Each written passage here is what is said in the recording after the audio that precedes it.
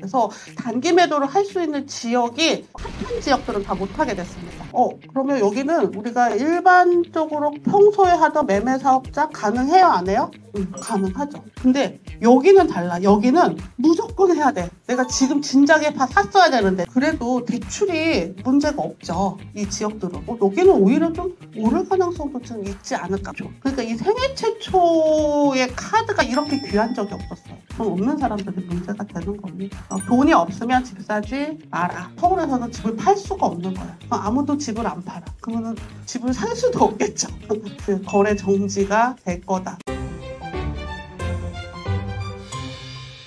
2, 3년 동안 했던 분들한테는 뭐야 세상이 변했어 이렇게 말도 안 되는 상황이라고 하는데 경매 입장에서는 그렇게 막 엄청 뒤집어지진 않았어요. 다만 규제 지역이 이렇게 많은 거는 처음이에요. 경기도까지 다 토지거래 허가구역으로 묶은다? 공무원들이 한 번도 해본 적이 없어요. 그 강남에 있는 공무원들은 익숙하죠. 허가를 하는 걸 어떻게 해야 되는지 알지만 수원에 있는 공무원이 이거를 어떻게 해야 되는지 뭘 써야 되고 뭘 판단을 해야 되는지 어떤 기준으로 허가를 내주고 허가를 내지 말아야 되는지도 아마 판단이 안 되는 상황일 거예요. 그래서 현장에서도 어떤 가이드라인을 많이 찾고 있는 상황입니다. 근데 경매하는 사람 입장에서는 약간 예전과 좀 다른 면이 있긴 하지만 기본적으로 단기 매도가 이렇게까지 많이 됐던 적은 요번 최근 몇 년 동안의 특별한 상황이었고요. 곧 이게 끝날 거라고 제가 계속 말씀을 드렸는데 드디어 정말로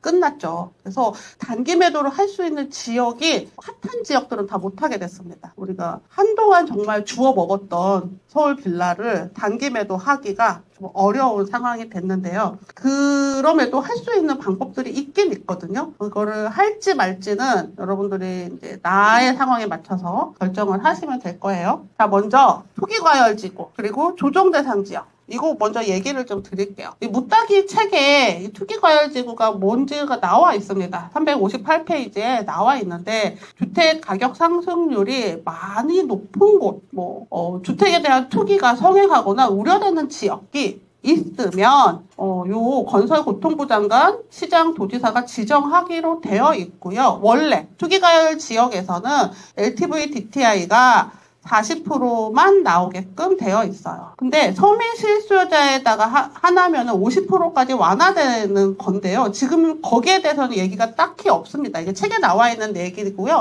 요번에 규제에는 그 얘기가 딱히 없어요. 기존에 있던 내용들을 제가 다시 한번 복기를 했고, 그래서 정부는 언제든지 이 지역을 어떤 지역으로 묶냐에 따라 세금과 대출을 주무를 수 있는 권리가 있습니다. 세금과 대출을 따로 주무르는 게 아니라 지역으로 지정하면은 딱 세금과 대출이 거기에 딱 묶여버릴 수밖에 없는 구조적인 거예요. 원래 이런 구조였다. 조정대상 지역이라는 것도 있어요. 물가 상승률이 2배 이상이거나 분양이 과열됐거나 과열될 우려가 있는 곳이 조정대상 지역이에요. 과거에는 어떻게 했냐면 투기과열지구 이렇게 있으면 조정대상 지역을 이렇게 동그랗게 엄청 점진적으로 만들어 놨었거든요. 근데 이번에 어떻게 했어요? 한꺼번에 다 묶었죠. 왜요? 풍선 효과 때문에요. 과거에 이 지역은 투기과열지고 여긴 조정대상 지역이라고 했더니 자꾸 이제 그 외곽으로 투자 수요가 이동이 되니까 이번에는 아예 처음부터 여기 이동될 지역까지 가장자리까지 다 지정을 한 거예요. 여기서도 풍선 효과가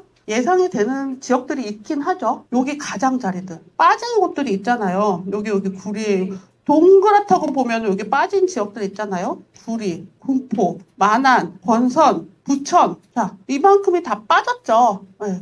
이쪽으로 또 풍선 효과가 또 갈 수도 있다라고 미리 고지를 했어요. 그리고 이 지역들은 그러면 여기는 우리가 일반적으로 평소에 하던 매매 사업자 가능해요, 안 해요? 가능하죠. 왜냐면은 원래 우리가 하면 안 되는 곳은 여기 4군데였거든요. 여기 4군데. 원래 하면 안 되는 곳. 기존의 규제 지역으로 묶였던 곳을 제외하고는 매매 사업자 해도 되는 곳이었어요. 근데 이만큼 다 못해. 왜요? 이만큼 다 못하는 이유가 뭐예요? 규제 지역 내에서는 비교과세라는 거를 하는데 양도세, 우리 원래 양도세가 중과잖아요. 여기서 규제 지역 내에서는 양도세 중과, 1년 내에 팔면은 70%, 지방세까지 77%를 내야 되는데요. 그런데 이 규제지역 내에서는 양도세와 매매사업자의 사업소득세 중에서 또 높은 것을 낸다라고 했었죠. 그러니까 결국 뭘 내라는 거야? 양도세 중과를 내라는 거잖아요. 그게 원래는 요 4개 지역만이었다고요. 요 4개 지역은 매매사업자를 내던 말던 무조건 77%였는데 요렇게까지 커진 거예요. 이 지역 내에서는 무조건 77%를 내라라는 거죠. 2개 중에 높은 걸 내야 되니까. 그래서 이 지역으로 선정된 곳들은 앞으로 단기 매도를 하더라도 사업자 사업소득세로 계산이 안 되고 양도세로 계산을 해야 된다는 거죠. 이게 이제 우리한테 가장 큰 이슈예요. 그러면 어딘 돼요? 요 가장자리는 가능하네. 요 가장자리는 가능하네. 그러면 이 가장자리는 과연 거래가 잘 되나 확인을 해줘야 되겠죠. 자, 지금부터 거래는 어떨 것 같으세요? 우리가 집을 사야 돼. 집을 사려니까 대출과 세금에 대한 규제가 빵 터졌잖아요. 그러면 살려는 분들이 기분이 어때요? 얼음 되는 거예요. 얼음. 나 해도 되나? 모르겠는 거야. 해도 되나? 근데 여기는 달라. 여기는 무조건 해야 돼. 내가 지금 진작에 샀어야 되는데, 지금 여기 사람들은 다 그래요. 내가 더 진작에 샀어야 되는데. 근데 이 가장자리로 갈수록 해도 되나? 약간 그 생각이 좀 드는 상황이라는 거죠. 그래서 앞으로 당분간 거래가 진짜 많이 없을 것 같아요. 특히 여기 성동에서 나는 대출 6억 원은 받아서 할 수 있을 줄 알았는데, 그것도 못 받을 상황이 되는 사람들도 생길 거고요. 여기 하남에서 나 대출 한 60%는 받을 수 있을 줄 알았는데, 그것도 안 돼. 지금 40%밖에 안 되잖아요? 못 받는 거예요. 그러니까 갑자기 내가 사고 싶은 아파트가 한 10억 정도였는데, 내 돈으로 그걸 못 사게 되는 거지. 대출이 안 나오니까. 낮춰야 돼. 그러면 내가 사고 싶은 아파트가 10억이었는데 내 돈으로 살 수 있는 아파트가 6억으로 작아졌으면 그거 사고 싶어요? 안 사고 싶지. 그래서 잠깐 얼음이 될 것 같아요. 당분간은. 그래서 거래가 우리는 지금 단기 매도 하시는 분들은 거래가 원활하는 게 기본이잖아요. 근데 그게 앞으로 한 달 동안은 어떻게 될지를 좀 지역별로 편차가 굉장히 클 것 같다. 아주 클 것 같아. 그러면 이 외곽은 어떨까?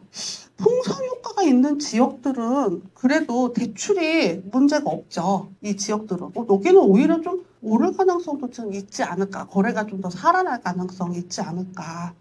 라고 예측을 하고 있습니다. 그래서 과거에 여기 4개 구에만 적용됐던 것들이 이렇게 넓어졌다. 그리고 이 중에서는 지금 선점해야 되겠다라고 생각하시는 분들이 계시고, 다만 주머니에 돈이 없으면 마음만 있고 몸이 못 가는 상황이 될 거예요. 그래서 요 지역들은 조금 더 관심을 가져볼 만하겠다. 근데 여기도 곧 또 지적이 될 수 있어요. 이쪽에 오르면. 마음대로야. 그냥 내 맘이야. 얼마나 좋아. 세상을 이렇게 맘대로 주무르는 기분이 어떨까? 뭐 어떡하겠어요. 네, 그럴 수 있겠다. 얼마든지. 일단 여기까지 이제 알고 가시자고요. 이게 규제 지역에 대한 내용들이에요. 규제 지역이 넓어진 거에 대한 내용들. 대출에 대해서 얘기를 해볼게요. 규제 지역 내에서 대출이 원래는 무주택자들은 아까 성동이나 이런 데서는 낙찰가에 80 가능했단 말이지. 근데 안 돼. 40%밖에 안 돼. 최대 6억. 근데 누가 가능해요? 생애 최초는요 70%가 돼요. 생애 최초. 그러니까 이 생애 최초의 카드가 이렇게 귀한 적이 없었어요. 집을 한 번도 안 산 사람들은 가능해. 근데 집을 한 번도 안 산 사람이 돈이 어딨어. 그죠? 그러니까 이제 부모 찬스가 중요한 세상이 됐습니다. 부모 찬스. 우리 여력이 있다면 생애 최초의 자격이 있는 자녀들한테 이번 기회에 뭘 해줘야 되겠다. 원래 근데 이거 자금 조달 계획서 있어야 되는 거 아니에요? 경매는 없어도 돼. 그래서 경매가 진짜 어떤 사람들한테는 진짜 기회가 되는 거예요. 자금 조달 계획서가 있어야 되는데 우리는 없어도 돼. 사업자 대출이 안 됩니다. 원래 여기 다 됐거든요. 사업자 대출이 다 됐는데 규제 지역이 되면 사업자 대출, 일반 사업자 대출 다 했잖아요, 우리. 매매 사업자 끊기면서 일반 사업자 대출 가능했는데 하지 말라고 합니다. 은행에 제가 질의를 했어요. 진짜 안 해줄 거예요? 일단 눈치 좀 보고요 라고 하더라고요. 지금은 뭐라고 말을 못 하겠어. 근데 은행도 안 해주고 싶어요? 해주고 싶지. 하고 싶지. 일단 눈치 좀 보고요. 상황 좀 보고 나중에 얘기합시다. 지금은 말하기 좀 곤란한 상황입니다. 그래서 일반 사업자 대출도 안 돼. 그러면 요거 40%밖에 안 돼. 내 돈이 60%가 있어야 돼. 그래서 제일 타격이 많이 받는 구간이요. 한 10억 미만이고요. 그 이상은 별로 타격도 없어. 원래도 그만큼 안 해줬거든요. 그리고 요 구간 사람들은 아무 상관없어. 25억짜리 사는데 대출 한도 4억 원 내려갔다고 그게 무슨 상관이에요? 아무 상관 없어요. 이들은 아무 상관이 없는데 돈 없는 사람들이 문제가 되는 겁니다. 돈이 없으면 집 사지 마라. 규제지역 외를 사야 되는 상황이고요. 세금 문제를 볼게요. 세금이 우리 단기 매도 못하는 게 비교과세 때문에 못해요. 단기 매도 못하는 거 비교과세 때문에 못하고 취득세가 중과가 됩니다. 요거 다 보내드릴게요. 취득세. 집이 하나도 없으면 1.1 맞는데요. 규제지역 내에서 원래 우리 집 하나 있는 사람도 해도 된다 그랬잖아요. 집이 하나 있는 사람이 규제지역 내의 물건을 매수를 하면 8%가 돼요. 지방세까지 8.8%. 집이 하나 있는 사람은 취득세 중과가 되는 거예요. 그러니까 무주택자만 들어오라는 얘기예요. 무주택자. 그중에서 생애 최초만 들어오라는 얘기예요. 여기서 또 고민이 되는데 그러면 가격이 엄청 싸지고 막 입찰을 못 할 거 아니에요. 우리 다 입찰 못하는 사람들이 많이 생겼어. 입찰 다 못해. 그러면은 낙찰가가 엄청 떨어져서 취득세 중과만큼 저렴하게 낙찰을 받으면 어떻게 될까? 그건 이제 봐야 되겠죠? 그만큼 저렴하게 낙찰을 받을 수 있다면 8%만큼, 그러니까 기존에 낙찰 받았던 금액에서 한 10% 저렴하게 낙찰 받을 수 있다면 나쁘지 않겠네. 게다가 양도 차액은요, 비용을 계산할 때 세금을 다 빼요. 그러니까 취득세는 사실은 앞에서 취득세를 빼던 뒤에서 양도세를 빼던 어쨌든 빼는 거거든요. 취득세 도찐 개찐이에요. 그러니까 실익은 좀 계산을 좀 따져봐야 될 수도 있을 것 같습니다. 어쨌든 심리적으로는 굉장히 쫄리죠. 여기에 이제 아주 이거 큰 건데요. 내년 5월까지 양도세 중과 유예 기간입니다. 2026년 5월까지는 다주택자가 양도를 할 때 원래는 얼마를 중과하라고 했냐면은 집이 2개 있으면 우리 기본 세율 알죠? 6%, 15% 이렇게 있잖아요. 그래서 내가 15% 구간이야. 집이 2개 있는데 15% 3천만 원 수익이 됐어요. 그래서 15% 구간이죠. 우리 그거 아시죠? 네.